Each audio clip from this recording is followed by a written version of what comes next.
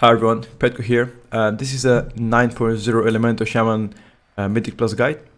In this guide, I'm gonna cover pretty much everything from talents, conduits, covenants, legendaries, stats, to rotations such as single target, AoE, and some exemplary gameplay from myself and my perspectives and opinion about how Elemental Shaman is fitting currently in the Shadowlands meta. So without further ado, let's begin. First of all, I would like to talk about talents. If you haven't seen my previous video about talents and speculation, I recommend you to go check it out. I spoke a lot about talents and how I feel like. And this is my final version of Mythic Plus talents and how we should be running.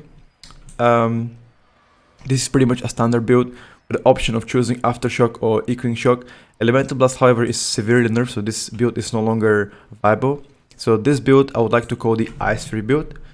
Primal Elementalist is not good enough to be picked over Ice Fury. Ice Fury is significantly better when it comes down to a single target, and it doesn't scale as much with gear. So for beginner talents, Ice Fury will be the best with a combination of the Master of the Elements and an Echoing Shock. Now I'm gonna show you later on how I use those talents, how I utilize them in Mythic Plus, and I'll give you several examples of how I do them in a single target, in AoE rotation, and when you should be pressing what. So I'm going to talk about that later in the video. Now let's talk about something very important, legendaries. What is the best legendary for Elemental Shaman Mythic Plus? There's only one viable legendary in Mythic Plus, and that is Echoes of the Great Sundering. And what does that legendary do? It pretty much enhances your Earthquake by 250% every time you press Earthshock. That's a very weird way to play Shaman, but before you press Earthquake, you pretty much have to press Earthshock. Right, does not make sense, and it's nothing similar to how BFA Shaman was played. So it's gonna be definitely interesting for you if you haven't played Elemental Shaman before. Now about conduits and covenants, the only viable covenant in Mythic Plus as for now, what seems the best, seems to be Ventur.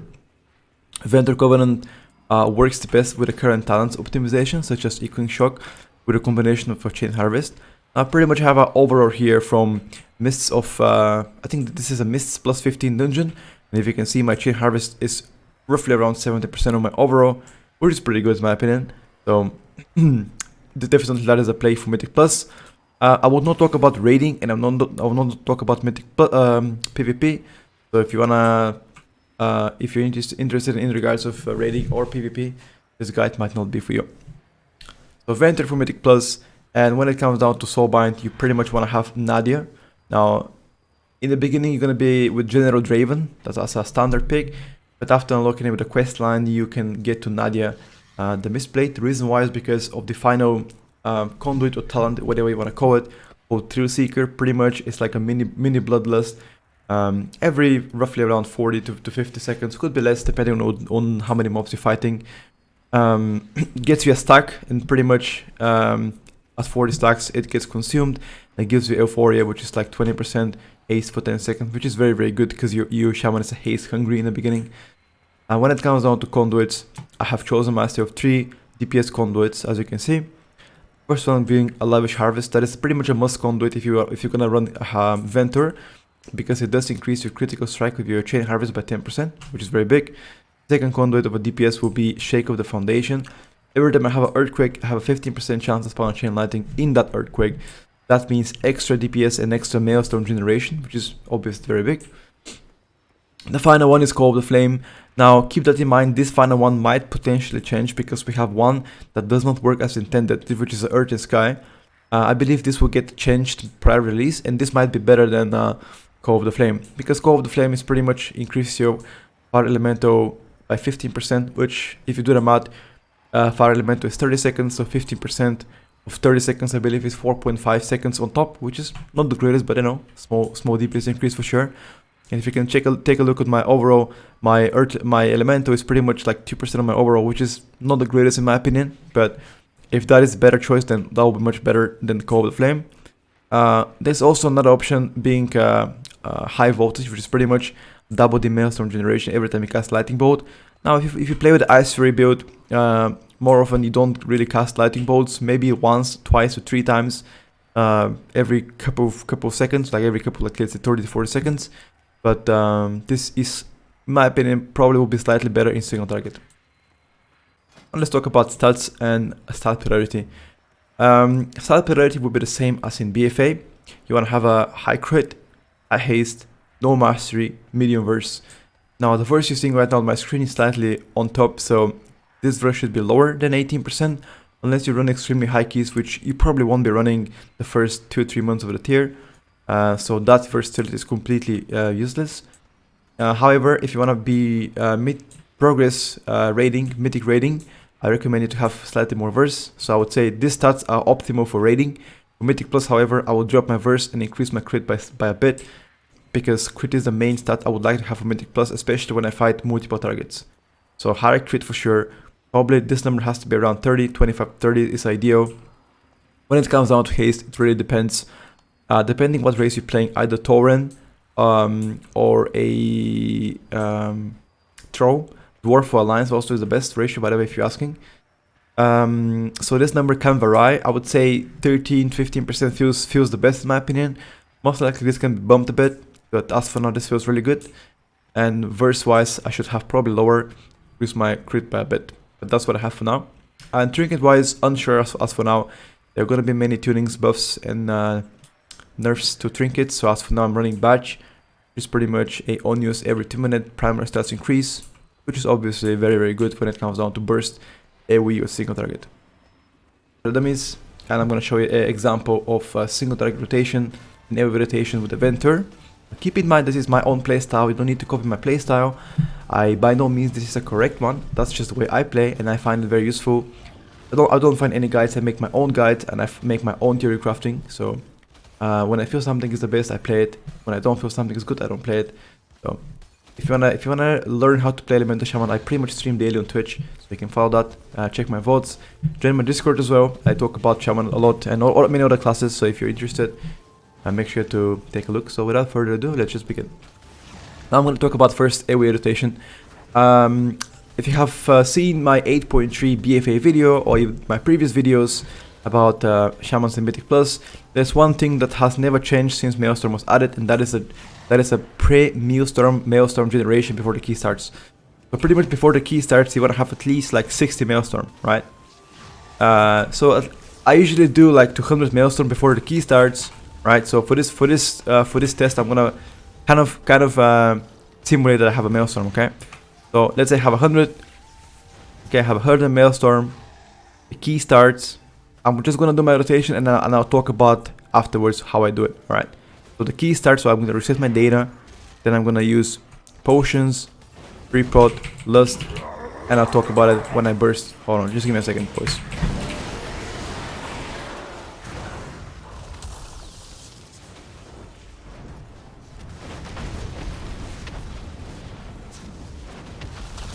Keep in mind this is a 4 targets, and pretty much the same thing. I can pretty much sustain like around 15k on a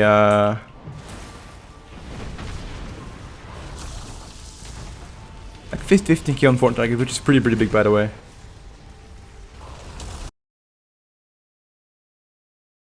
Now let's talk about what I did.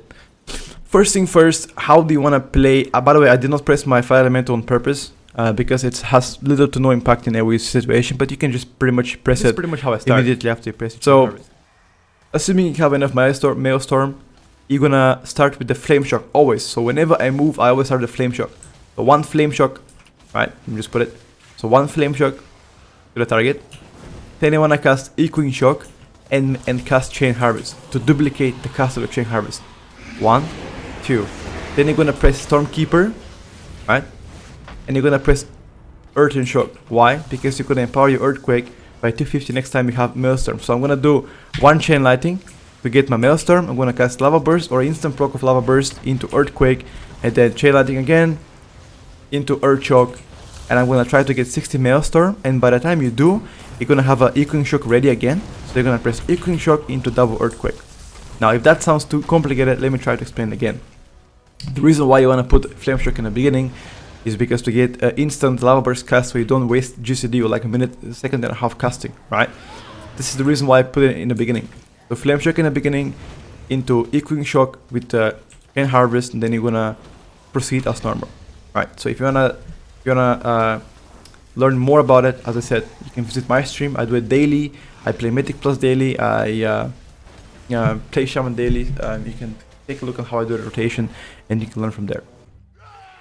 Now, the most common question is, when do I use Ice Fury in my rotation in AoE? Well, pretty much, you don't really use it though. You don't really use it as much unless you want to generate Maelstrom, or you have a priority target to kill. For example, let's say I'm fighting one boss, right, and I have like 5 outs around it. I might use Ice Fury on it just to generate enough Maelstrom so I can cast my Earthquake or Earthshock. But you don't really value Ice Fury over anything. The initial cast of the Ice Fury generates you 25 Maelstrom, which is the primary thing you want to use, right?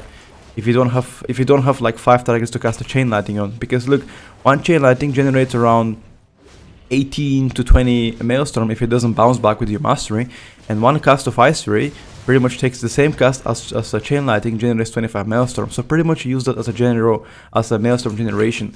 This is used on single target, which I will talk about in a bit, but primarily never use it in your rotation. Alright, now let's talk about single target. Pretty much it's going to be the same as in BFA rotation, but including the chain harvest. So pretty much this is how I start. Reset the meter. You're gonna precast the Stormkeeper always, and I'm just gonna talk about the rotation afterwards after I burst on target. Alright, so watch this.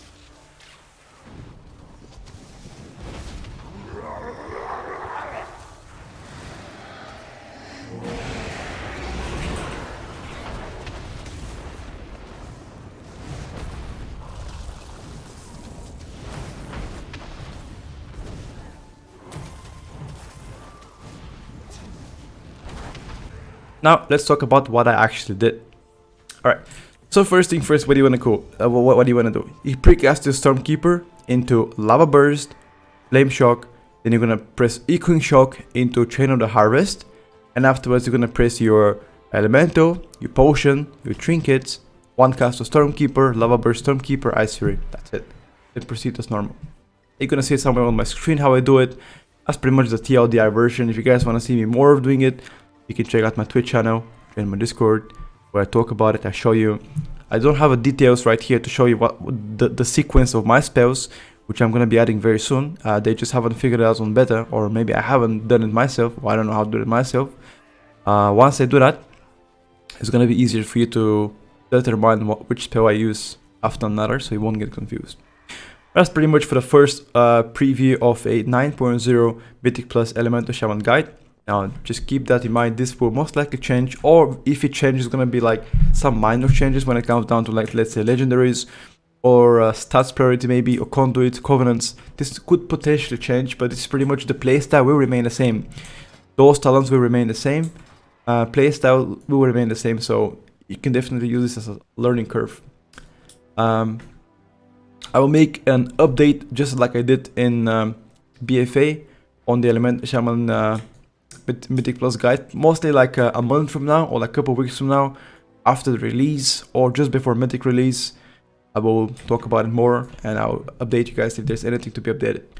Thank you guys for watching. If you enjoyed this video, make sure to use a thumbs up, subscribe us on YouTube. You can also follow me on Twitch, and I also have a Twitter. Make sure to check it out. And if you guys want to see more of Shaman content, just make sure to put it in the comments so I know. And I'll see you next time.